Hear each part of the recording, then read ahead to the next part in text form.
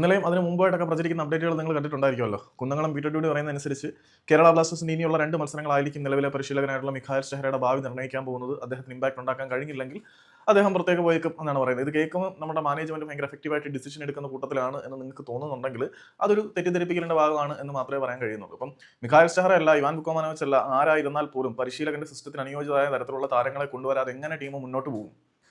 Ivan ബുക്കോമാനോവിച്ച് പരിശീലകനായിട്ട് വന്ന ആദ്യ സീസണിൽ പരിശീലകനെ നേരത്തെ അപ്പോയിന്റ് ചെയ്ത് പരിശീലകന്റെ സൗകര്യത്തിനനുസരിച്ചുള്ള ടീമിനെ പരിമിതികൾക്കുള്ളിൽ നിന്ന് അദ്ദേഹം ആവശ്യപ്പെട്ട അതേ പ്രൊഫൈൽ പ്ലേയേഴ്സിനെ കിട്ടിയില്ലെങ്കിലും അദ്ദേഹം ആവശ്യപ്പെട്ടവനോട് ചേർന്ന് നിൽക്കുന്ന തരത്തിലുള്ള താരങ്ങളെ കൊണ്ടുവരാൻ അന്നത്തെ സ്പോർട്ടിംഗ് ഡയറക്ടറായ കരോലിസ് കിങ്സിന് ഇപ്പോഴും പുള്ളിക്ക് കഴിഞ്ഞിട്ടുണ്ട്. എന്തായാലും താൻ ഡിസൈർ ചെയ്യുന്ന ഒരു ടീമിനെ കൊണ്ടുവന്ന് എഫക്റ്റീവ് ബാക്കപ്പ് ഇല്ലാതെ തന്നെ അദ്ദേഹം ഫൈനലിലേക്ക് നയിച്ചിട്ടുണ്ട് എന്നുള്ളത് ഒരു പരിശീലകന് വേണ്ട വിഭവങ്ങൾ ഒരുക്കി കൊടുത്തു കഴിഞ്ഞാൽ ഇവിടെ പരിശീലകർക്ക് വിജയിക്കാൻ പറ്റും എന്നതിന്റെ തെളിവാണ്. പക്ഷേ രണ്ടാമത്തെ സീസണിലേക്ക് എത്തിയപ്പം ടീമിനെ അപ്ഗ്രേഡ് ചെയ്യുന്നതിന് പകരം ഡൗൺഗ്രേഡ് ചെയ്യുന്ന പരിപാടിയാണ് കേരള ബ്ലാസ്റ്റേഴ്സ് നടത്തിയത്. പ്രധാനപ്പെട്ട താരങ്ങളെ വിറ്റഴിക്കുന്ന പരിപാടി നിർലോഭം ബ്ലാസ്റ്റേഴ്സ് മാനേജ്മെന്റ് തുടർന്നു. ജോജോ പെരേര ഡയസിനെ പോലെ കേരള ബ്ലാസ്റ്റേഴ്സിന്റെ ആദ്യ സീസണിലെ മുന്നേറ്റത്തിൽ നിർണായക സ്വാധീനം വഹിച്ച ജോജോ പെരേര ഡയസ് മാത്രമല്ല ആൽവരോ വാസ്കസും ഈ 2 താരങ്ങളെയും കേരള ബ്ലാസ്റ്റേഴ്സിന്റെ മാനേജ്മെന്റ് നിലനിർത്താൻ ശ്രമിച്ചില്ല എന്നുള്ളത് വളരെ സങ്കടപ്പെടുത്തുന്ന ഒരു വസ്തു തന്നെയാണ്.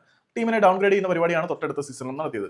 ടീമിനെ എങ്ങനെയൊക്കെ താഴ്ത്താവുന്ന പരിപാടികൾ കാണിച്ച മാനേജ്മെന്റിന്റെ കച്ചവട തന്ത്രങ്ങൾക്ക് യാതൊരു കുറവില്ല. ജീക്സൺ സിംഗ് റവത്തിനെ പോലുള്ള താരങ്ങളെ വിറ്റ് കളഞ്ഞിട്ട് ഒരു എഫക്റ്റീവ് ബാക്കപ്പ് പ്ലെയറെ കൊണ്ടുവന്നു എന്നുള്ള ചോദ്യത്തിന് പോലും മറുപടി വന്നിട്ടില്ല. ആരാധകരുടെ പ്രതിനിധിയായിട്ട് മാനേജ്മെന്റിനോട് ഇന്ററാക്ട് ചെയ്യുന്ന മഞ്ഞപ്പൂട് ഇത്തരത്തിലുള്ള ചോദ്യങ്ങൾ അവരോട് ചോദിക്കും എന്ന് നിങ്ങൾ കരുതുന്നുണ്ടെങ്കിൽ അതും വെറുതെയാണ്. യഥാർത്ഥത്തിൽ ഈ പരിശീലകരെ പുറത്താക്കുക എന്നതുകൊണ്ട് ഇവിടെ കാര്യമായിട്ടുള്ള നേട്ടങ്ങളൊന്നും ഉണ്ടാകാൻ പോകുന്നില്ല എന്നുള്ളതാണ് സത്യം.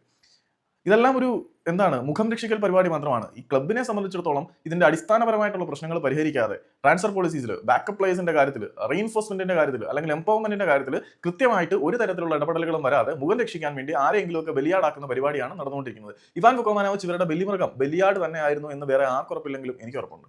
കാരണം പുള്ളിയായിട്ട് സംസാരിക്കുമ്പോൾ പുള്ളി പറയുന്നതാണ് ഏതെങ്കിലും പ്ലെയറിന് വേണ്ടി പുള്ളി വാശി പിടിക്കാറില്ല. കാരണം വാശി പിടിക്കാൻ കിട്ടില്ല എന്ന് പുള്ളിക്ക് നന്നായിട്ട് അറിയാം. അതുകൊണ്ട് പുള്ളി പറയുന്നത് വലിയ താരങ്ങളെ വാങ്ങിക്കൂട്ടി കിരീടം അടിക്കുന്നതിനകത്ത് കാര്യമില്ല, ഹോം ഗ്രൗണ്ട് താരങ്ങളെ നമ്മൾ തന്നെ വളർത്തിയെടുത്ത് കിരീടം നേടണം എന്നാണ് പ്രതീക്ഷിക്കുന്നതെന്ന് പുള്ളി പറയുന്നത്. പക്ഷേ ഇങ്ങനെ സ്വന്തമായിട്ട് പ്ലേയേഴ്സിനെ വളർത്തിയെടുത്ത് കിരീടം നേടാനുള്ള സമയം പോലും ഇവാന് കിട്ടിയിട്ടില്ല എന്നുള്ളതാണ് സത്യം. നല്ല പ്ലേയേഴ്സിനെ കൊടുത്തിട്ടുമില്ല. അപ്പം വളർത്തിയെടുക്കുന്ന താരങ്ങളെ പോലും നിലനിർത്താതെ നല്ല കാശിന് വിറ്റുവഴിക്കുന്ന പരിപാടിയാണ് ഇവർ നടത്തിക്കൊണ്ടിരിക്കുന്നത്. സോ ഈ പരിശീലകരെ പുറത്താക്കി എന്ന് പറയുന്നത് ഒരു മുഖം രക്ഷിക്കൽ പരിപാടി മാത്രമാണ്, ആരുടെങ്കിലുമൊക്കെ വായടയ്ക്കാനുള്ള പരിപാടി മാത്രമാണ്. പരിശീലകരെല്ലാവരും ഇവരെ ബലിയാടുകൾ തന്നെയാണ്. They are just scapegoats, nothing more than that.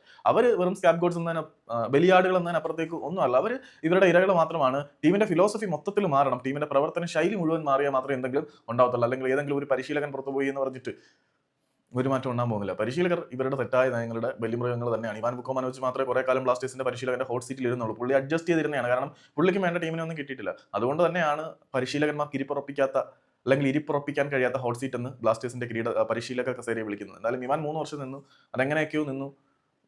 Ivan നല്ലൊരു സ്കോഡിനെ കിട്ടിയിരുന്നെങ്കിലും പുള്ളി നല്ല റിസൾട്ട് ഉണ്ടാക്കിയാണ്. പക്ഷേ unfortunately this is Blasters, this is our philosophy, this is our fate. ഇതാണ് നമ്മളുടെ വിധി. എന്നും തലകുനിച്ച് നിൽക്കേണ്ടി വരും.